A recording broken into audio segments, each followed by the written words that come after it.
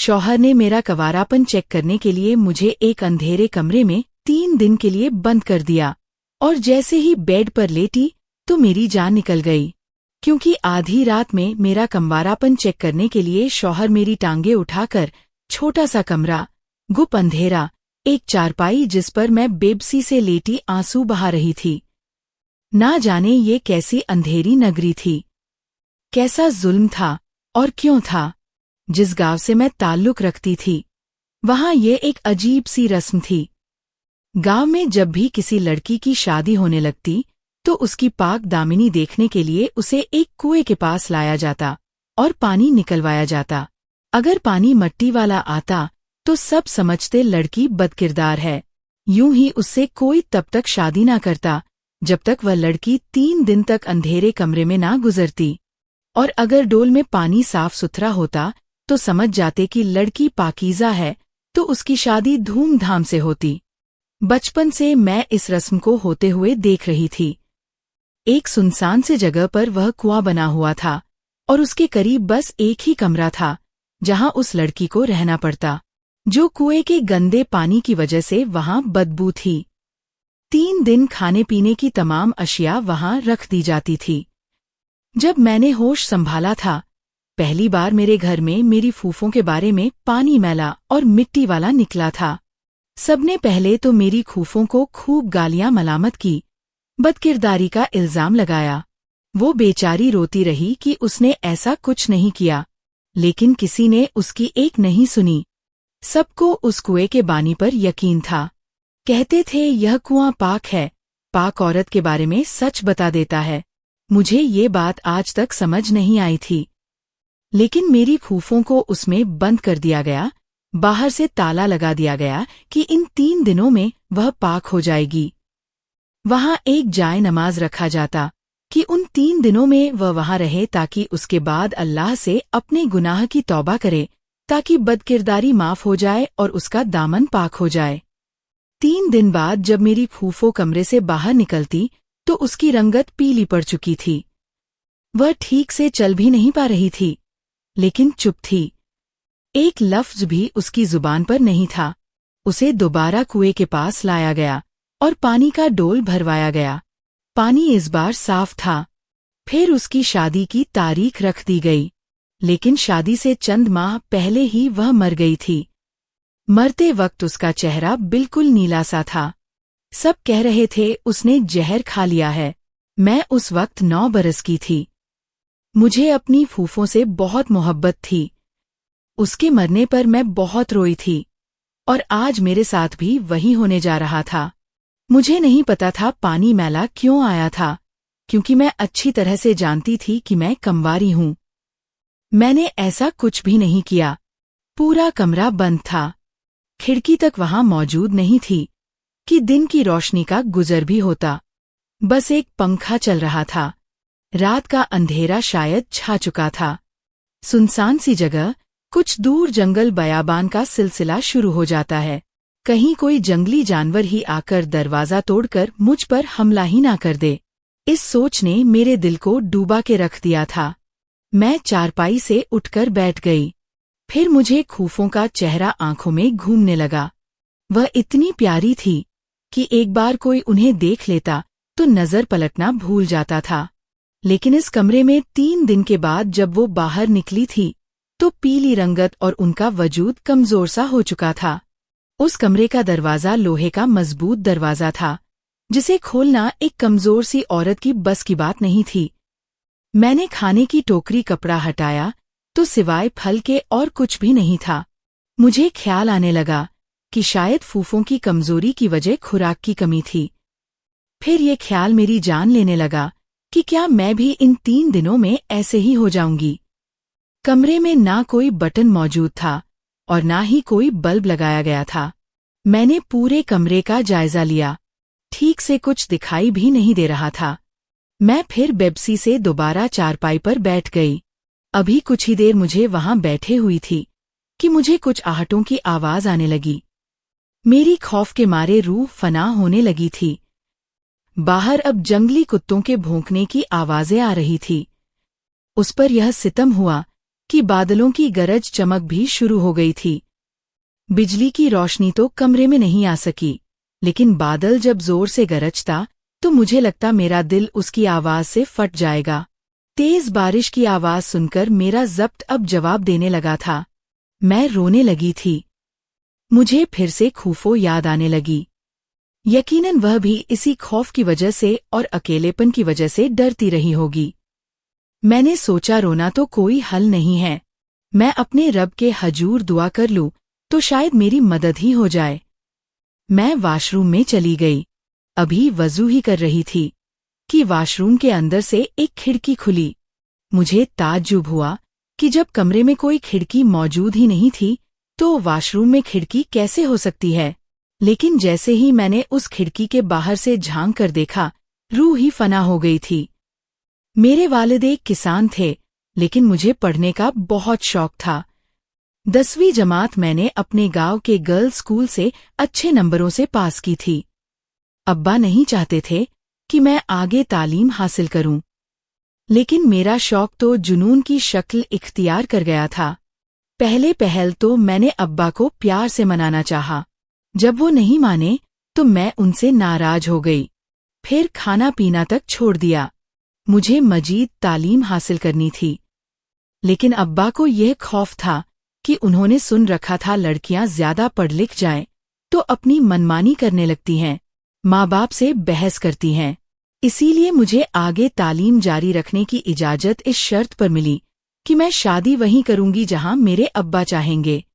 मुझे सिर्फ तालीम हासिल करने का शौक था, इसलिए मैंने अब्बा की शर्त को बाख्शी कबूल कर लिया। क्योंकि कोई कॉलेज नहीं था, इसलिए मैं शहर के हॉस्टल में रहती थी। 15 दिन बाद गांव आती थी। 14 जमातें पास करते ही मैं जैसे ही गांव गई, अब्बा ने मेरी शादी का फैसला आनन फानन से कर दिया। कहने लगे, सना, 1 हफ्ते बाद तुम्हारी शादी है। मैंने अपना वादा निभाया है। तुम्हें तालीम दिलवा कर तुम अब अपना वादा निभाओ। शादी के मामले में मैं तुमसे कोई सवाल नहीं पूछूंगा। शादी के मामले में तुम कोई सवाल नहीं पूछोगी। मेरी जुबान को पहले ही ताला लगा दिया गया था, इसलिए मैं चुपसी हो गई थी। वह कौन था, कैसा था जिससे मेरी किस्मत को जोड़ा गया था, मुझे कुछ भी पूछने का इख्तियार नहीं था, इसलिए मैंने चुप साध ली। फिर मेरे दिल में कोई नहीं था, इसीलिए जो मेरे अब्बा की पसंद थी मुझे दिल से कबूल थी। मैं जानती थी कि मेरे मुंह से निकला एक भी लफ्ज़ मेरे खानदान की चमगोया का सबब बन जाएगी कि बेटी ने 4 जमातें क्या पढ़ी, वालदैन के सामने जुबान चलाने लगी है। इसीलिए मैंने कुछ नहीं पूछा, लेकिन अब्बा की हालत देखकर मुझे कुछ तशवीश सी होने लगी थी। वो घबराए हुए से थे। मुझे देखकर आंखों में नमी आने लगती।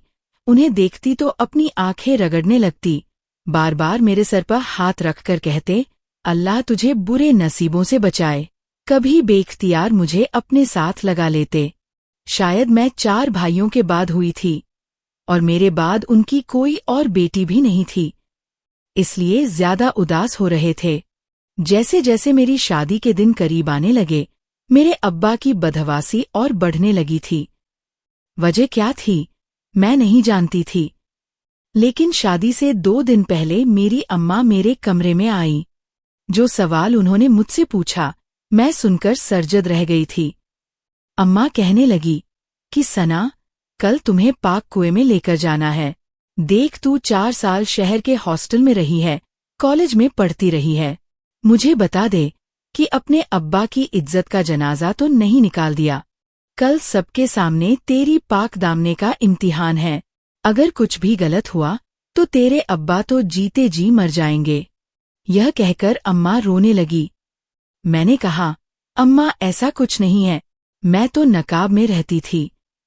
मैंने कुछ भी नहीं किया कि अब्बा की इज्जत पर उफ भी आ जाए। मेरी बात पर अम्मा कुछ मुतमईन सी हो गई थी। 14 जमातें पढ़ने के बाद भी उस कुएं की कहानी मेरी समझ से बाहर थी। आखिर ऐसा कैसे हो सकता है कि एक कुएं से किसी लड़की के किरदार का अंदाजा लगाया जा सके। कुएं का पानी मैला होना आम सी बात है। मिट्टी की वजह से पानी ऐसा हो सकता है। कभी मिट्टी की सतह बिल्कुल पानी की तह में बैठ जाए तो साफ होता है, फिर उससे किसी लड़की के बदकिरदार और आला किरदार होने का कैसे अंदाजा लगाया जा सकता है। बहरहाल मैं मुतमई थी, क्योंकि अपने किरदार की पाकीज़गी को मुझसे बेहतर कौन जान सकता था।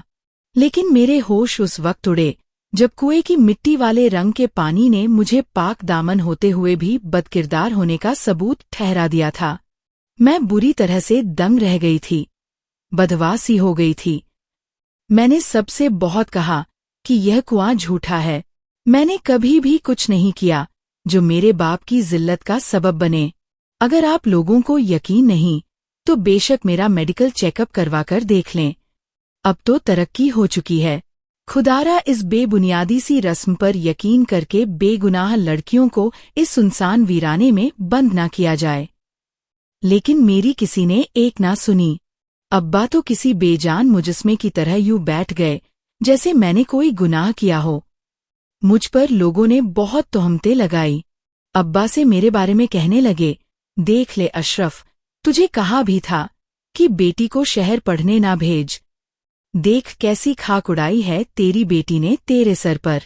मैं अब्बा के सामने बैठकर रोती रही, बिलबिलाती रही कि अब्बा मैंने ऐसा कुछ नहीं किया है, बेशक मेरा मेडिकल चेकअप करवा लिया जाए।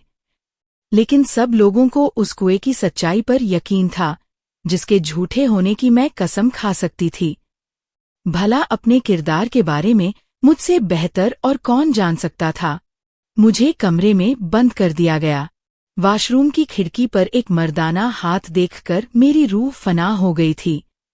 मैं जल्दी से वाशरूम से बाहर निकल गई और वाशरूम का दरवाज़ा बंद करके कुंडी लगा दी।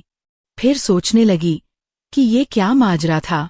एक सुनसान बयाबान जगह पर एक वाहिद कमरा ही था, आगे पीछे कुछ भी नहीं था।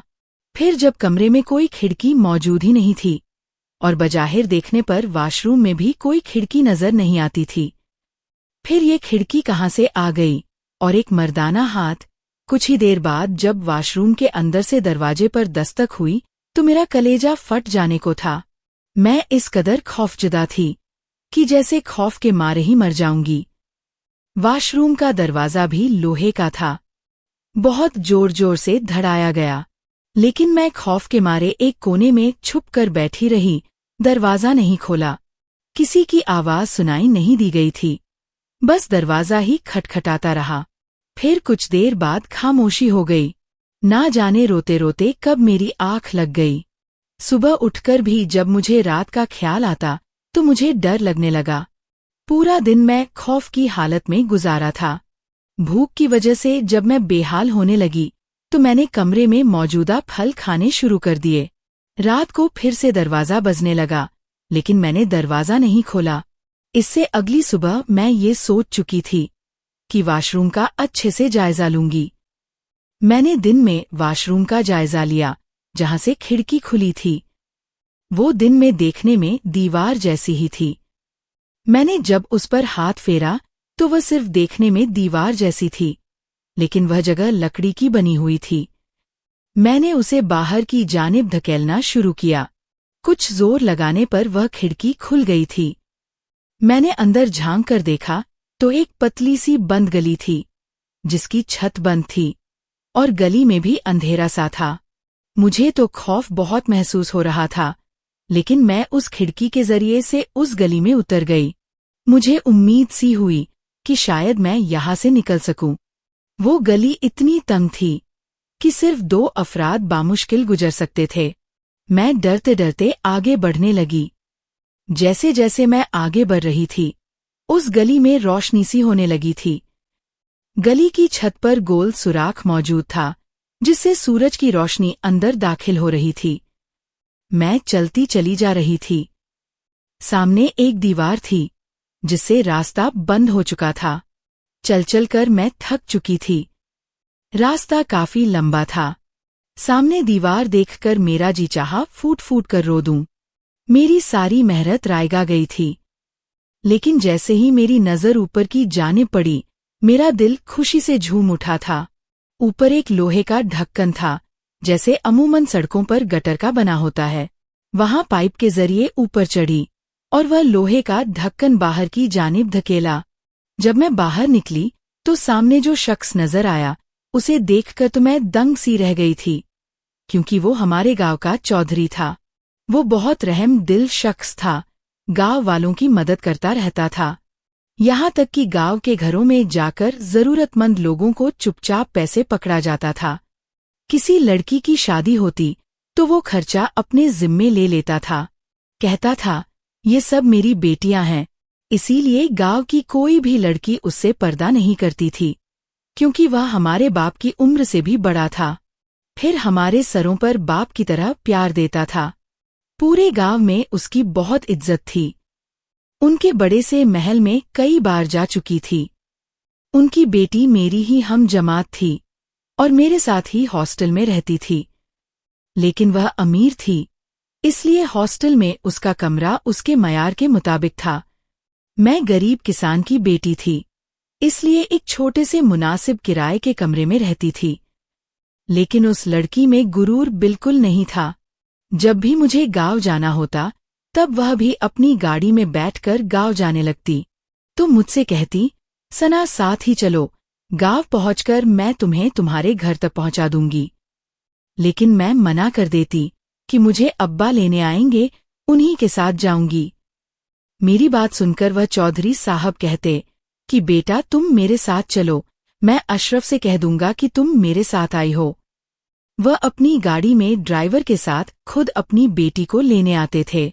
मैं उनकी गाड़ी में बैठ जाती, वो मुझे घर तक छोड़ते और मेरे वालिद को कहते कि यह मेरे साथ आई है। मेरे अब्बा उनका शुक्रिया अदा करते नहीं थकते थे। कई बार पढ़ाई के सिलसिले में मैं अपने अब्बा के साथ उस चौधरी साहब के महल भी गई थी।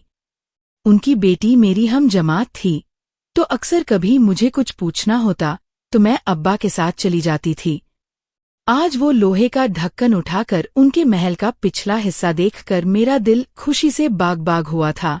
मैं अपने मसीहा के पास पहुंच गई थी। यकीनन वो मेरी मदद जरूर करेंगे। जिस कदर वो नरम खुश गुफ्तार थे, मेरी बात को समझने की कोशिश करेंगे। इससे पहले कि मैं भागकर अगले हिस्से में जाती, एकदम मेरे पैर वहीं जम गए थे। मेरे दिमाग ने मुझे बरव रोका था। अगर यही मेरा मसीहा है तो इस कमरे का रास्ता उनके घर तक ऐसे पहुंचा रहा है। जिस कमरे को एक सुनसान की जगह बनाया गया है, वहां पिछले हिस्से में बाग सा बना हुआ था। ऊंचे ऊंचे दरख्त लगे हुए थे। मैं वहां मौजूद दरख्तों की आड़ में छुप गई। मेरी छठी हिस्स ने मुझे खतरे की घंटी सुनाई दी। रात तक मैं वहीं बैठी रही। रात को जब अंधेरा हो गया तो वही चौधरी वहां अपने 2 मुलाजमीन के साथ उसी लोहे के ढक्कन के पास खड़ा था। उसका चेहरा हर किस्म की नरमी से आ था। अपने एक मुलाजिम से कहने लगा, आज अगर वह लड़की दरवाजा ना खोले तो दरवाजा तोड़ देना। यह सुनकर तो मेरे होश ही उड़ गए थे। इंसानी रूप में वह किसी दरिंदे से कम नहीं था। अब मेरा दिल घबरा रहा था कि मुझे कमरे में ना पाकर वह समझ जाएगा कि मैं उसके घर पर हूं। अगर उसने मुझे ढूंढ लिया तो मुझे जिंदा नहीं छोड़ेगा। मुझे घर से निकलना था, मगर कैसे? वह चौधरी यह कहकर जा चुका था। मैं दरख्त पर चढ़कर दूसरी जानिब बिना कुछ सोचे समझे कूद गई। दूसरी जानिब नरम गीली मिट्टी का ढेर था, इसीलिए मुझे चोट नहीं आई थी। मैं अंधाधुंध भाग रही थी। मैं नहीं जानती थी कि मेरा अंजाम क्या होगा, लेकिन मुझे बस अपनी इज्जत बचानी थी।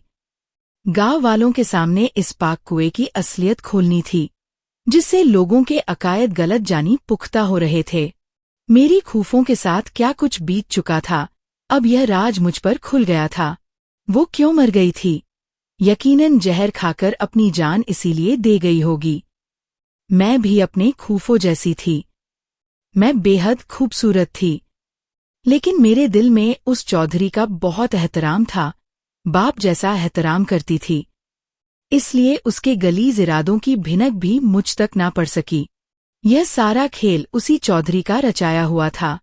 वो एक पानी के कुएं से भोले भाले गांव वालों को बेवकूफ बना रहा था, जो दिन में गांव के लोगों के सामने उनका हमदर्द बनकर उनके घरों में जाता था, ताकि उनकी लड़कियों को देख सके।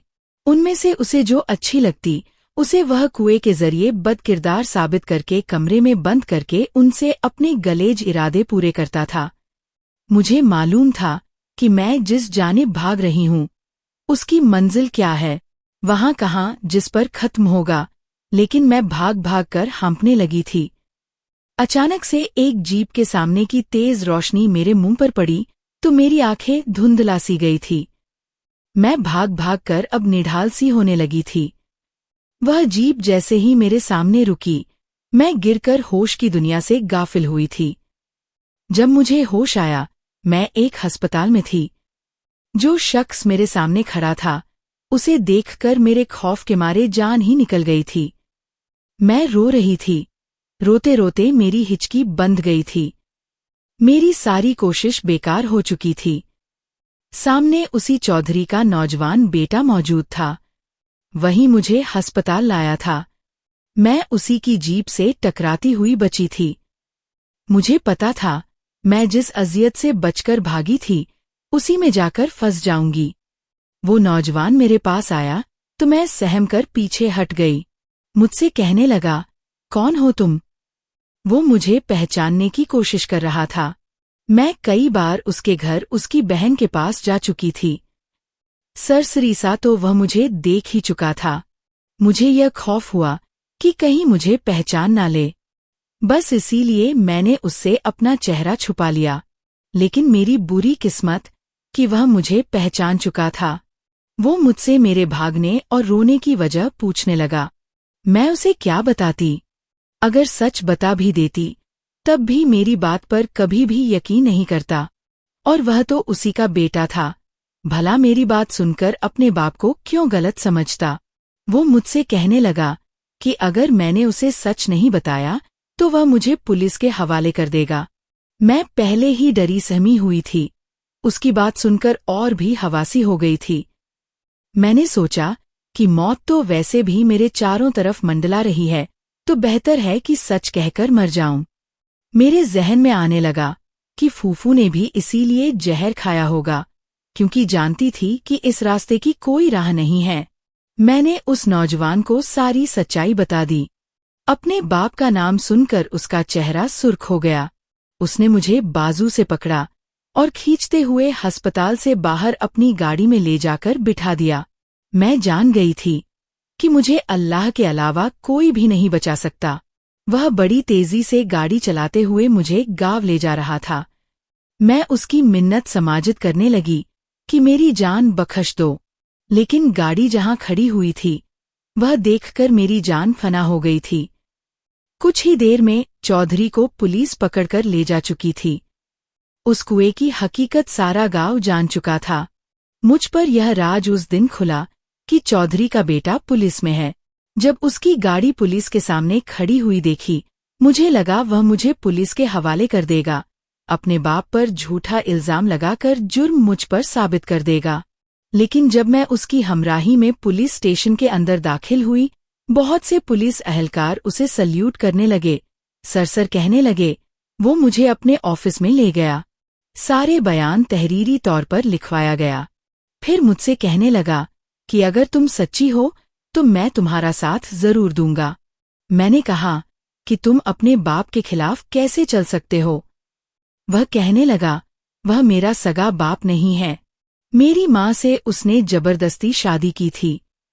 मेरे सगे बाप से मेरी माँ को जबरदस्ती तलाक दिलवाकर उसने मेरी माँ से निकाह किया था, क्योंकि मेरी माँ बहुत खूबसूरत थी। उस वक्त मैं छोटा था, इसलिए कुछ नहीं कर सका। यह शख्स खूबसूरत औरत को देखकर पागल सा हो जाता है। मैं पहले ही ऐसे किसी मौके की तलाश में था कि उसे बेनकाब कर सकूं। कमरे का राज भी खुल चुका था। मैं आजाद बाइज्जत अपने बाप के घर पर मौजूद थी। मैंने हिम्मत नहीं हारी थी। अपनी इज्जत को बचाने की कोशिश में वह सब किया जो मुझसे हो सका। इसलिए अल्लाह ने मेरी हर कदम पर हिफाजत भी की थी। मेरी वजह से आज एक रस्म टूटी थी। अब किसी लड़की के किरदार की परख किसी कुएं के पानी से नहीं ली जाएगी। मैं बहुत खुश थी। मेरे अब्बा मुझ पर बहुत फक्र महसूस करने लगे थे। सर उठाकर गांव में चलते थे। कहते हैं मेरी सना को देखो, कुएं की सच्चाई जान गई। बहुत से लोगों ने अपनी बेटियों को तालीम दिलवाने का फैसला मुझे देख कर लिया था। ये मेरी खुशनसीबी थी। आज की वीडियो कहानी आपको कैसी लगी? कमेंट करके ज़रूर बताइएगा। और वीडियो अच्छी लगी है तो लाइक शेयर ज़रूर कीजिएगा। और